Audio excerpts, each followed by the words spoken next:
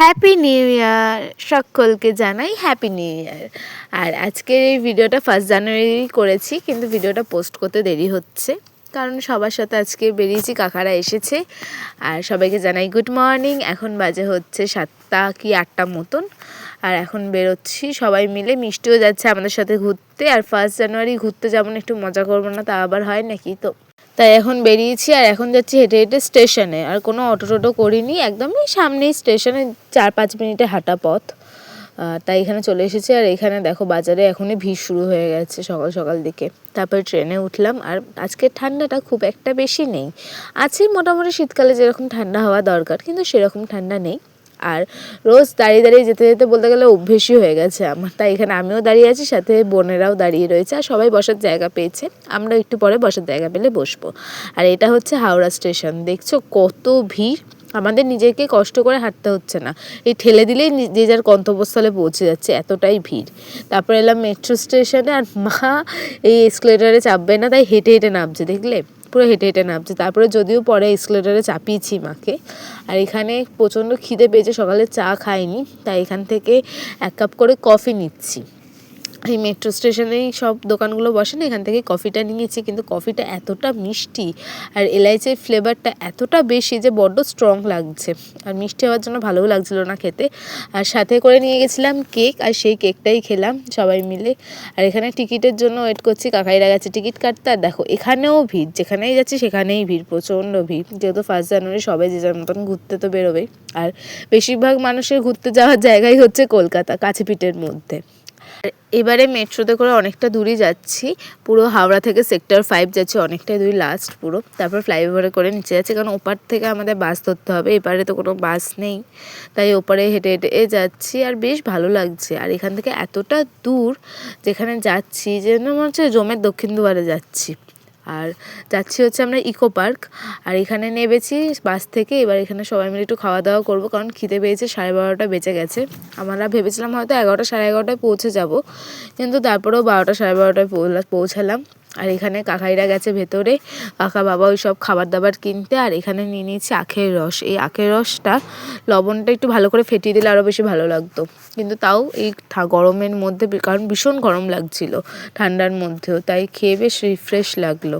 আর আমি একটানা পুরো খেয়ে নিলাম, এত ভালো লাগছে। মানে অল্প অল্প করে যে খাবো সেটাও ইচ্ছা করছে না, অনেকক্ষণ পর কিছু খাচ্ছি।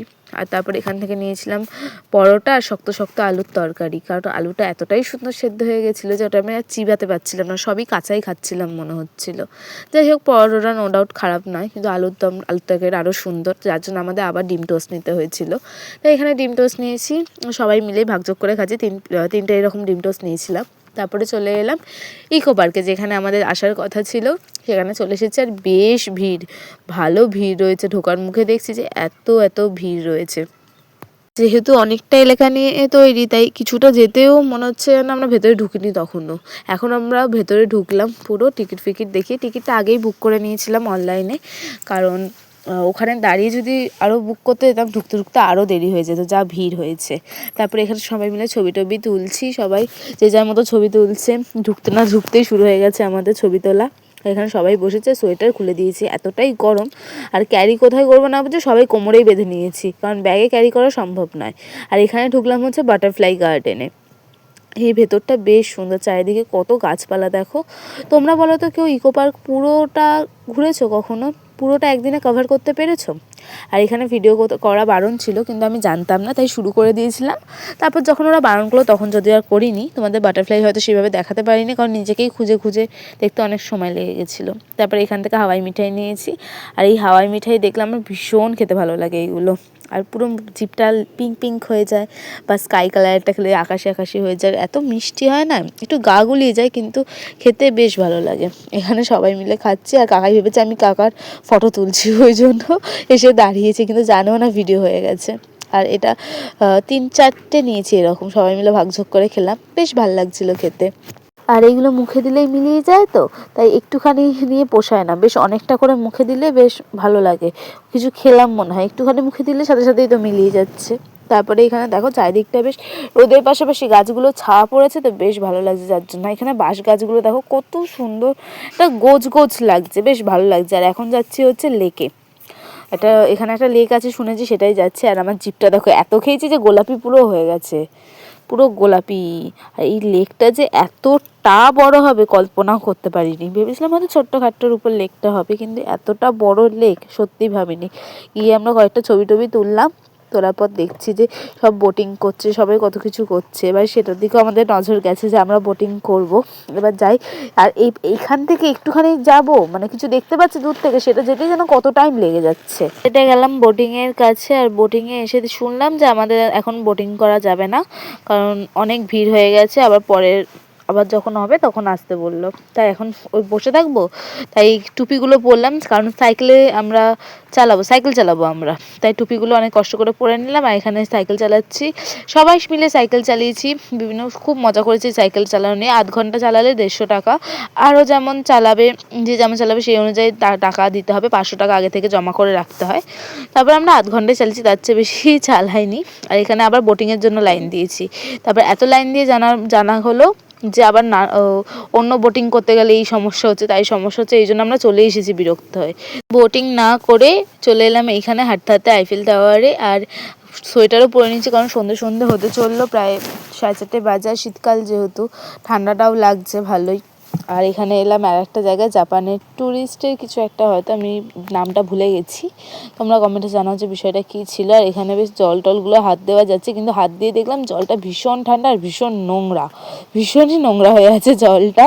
আর এতটাই বাজে লাগছে যে আমি গিয়ে আবার হাত ধুয়েছি। আর চারিদিকটা বেশ সুন্দর, কিন্তু বুদ্ধ মূর্তি রয়েছে আর ঝর্ণাগুলো রয়েছে, বিশেষ করে এই যে ঝর্ণাটা, সেটা খুব ভালো লাগছিল আমার দেখতে এই জলের মধ্যে। আর এতটা বড় এলাকা নিয়ে তৈরি তো, যে পুরোটা কমপ্লিট করা অসম্ভব। আমরা এখনো 7 ওয়ান্ডার্সে কিছু দেখতেই পারলাম না, তার আগেই সন্ধে হয়ে গেল। আবার কখন যাব, কারণ আমাদের বাড়িটাও সেখান থেকে অনেকটাই দূর, তাই তাড়াতাড়ি বেরিয়ে পড়তে হলো। আর চারিদিকটা বেশ সুন্দর লাগছে এখানটা। আর এখান থেকে বেরিয়ে গিয়েছিলাম 7 ওয়ান্ডার্স দেখবো, তার জন্য দৌড়ে যাচ্ছিলাম, কিন্তু তারপরে বুঝলাম যে পুরো অন্ধকার হয়ে গেছে, আর গিয়েও কিছু হবে না, আর আমরা ট্রেনও পাবো না, তাই সেখান থেকে বেরিয়ে পড়লাম। তাই 7 ওয়ান্ডার্সে আর না গিয়ে এখানে শুনলাম যে একটা শো হয় নাকি, ফোয়ারা দিয়ে ফাউন্টেন শো, তো সেটার জন্য এলাম। আর এখন মোটামুটি 6টা বাজে, তারপরেও দেখছি শুরু আর হচ্ছে না, একটু করে স্টার্ট করছে, আবার বন্ধ করে দিচ্ছে। ওটা হয়তো 6:30টার পর হয়। কিন্তু চারিদিকটা দেখো কি সুন্দর লাগছে না, লাইটিং হওয়ার জন্য।